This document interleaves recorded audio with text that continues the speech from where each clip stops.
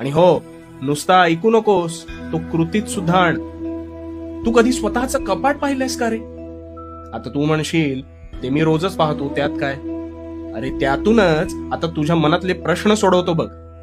ते जे तुझं कपाट आहे ते प्रचंड भरलेलं असेल ना, पण कधीतरी त्यातल्या नको असलेल्या गोष्टींचा विचार केलायस का? नाही. निव्वळ ते कपाट भरण्याच्या मार्गावर तू आहेस, हो की नाही? पण मग एक दिवस अशी गफलत होते की हवी असलेली गोष्ट आपल्याला सापडत नाही.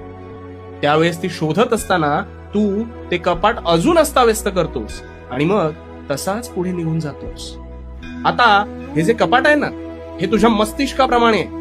त्यात जागा जरी भरपूर असली तरी त्यात तू नुसते हवे नको ते विचार भरत राहतोस आणि तसाच त्या विचारांचं ओझं बाळगत पुढे जात राहतोस.